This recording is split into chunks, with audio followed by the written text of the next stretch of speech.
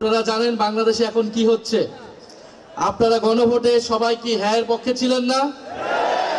আমরা সবাই কিসের পক্ষে ছিলাম? আমরা হ্যাঁ এর পক্ষে ভোট দিয়ে গণভোটকে জয়যুক্ত করেছি, কিন্তু সেই গণভোটের গণরায়কে নিয়ে যাওয়া হচ্ছে আদালতে। গণভোটের বৈধতাকে প্রশ্ন করা হচ্ছে আদালতে। আমরা কি সেটা মানব?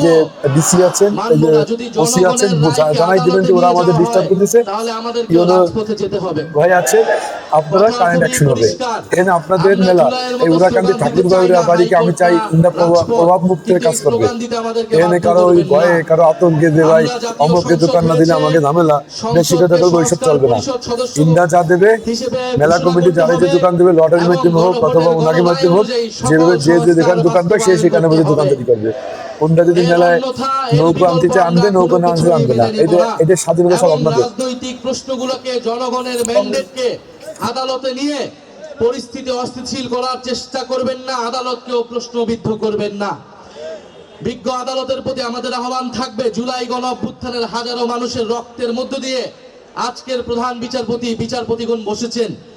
ফলে এই গণ অভ্যুত্থানে কিন্তু এখনকার আদালত, এখনকার এই নির্বাচন এবং সরকার সবকিছুর বৈধতা যদি সংবিধানের দোহাই দেওয়া হয়, সংবিধান হিসেবে ইন্টারিম গভর্নমেন্টও হয় নাই, নির্বাচনও হয় নাই, তারেক রহমানের সরকারও তৈরি হয় নাই।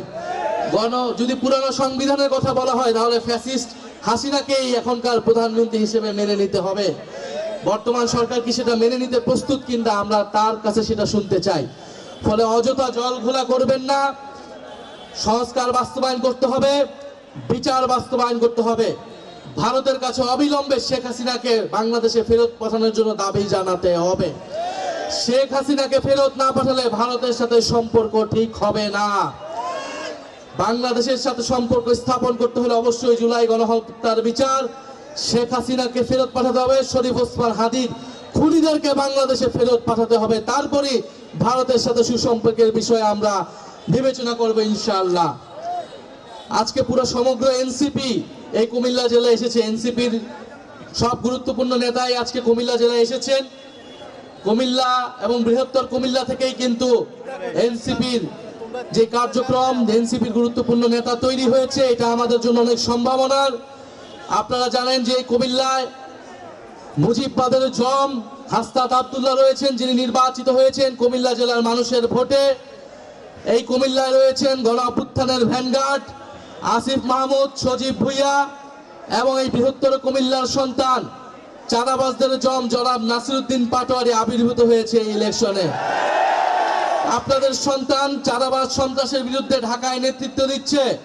কুমিল্লাবাসীকেও চাঁদাবাজ সন্ত্রাসের বিরুদ্ধে এই কুমিল্লা থেকে প্রতিরোধ তৈরি করতে হবে ইনশাআল্লাহ। কুমিল্লাবাসী কি সেটার জন্য প্রস্তুত আছে?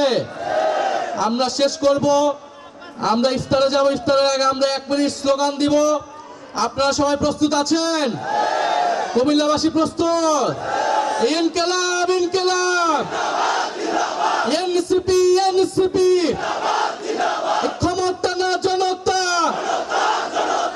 আপোষ না সংগ্রাম, দালালি না রাজপথ, গোলামি না আজাদি, তুমি কে আমি কে, আমরা সবাই হাদি হব, যুগে যুগে লড়ে যাব।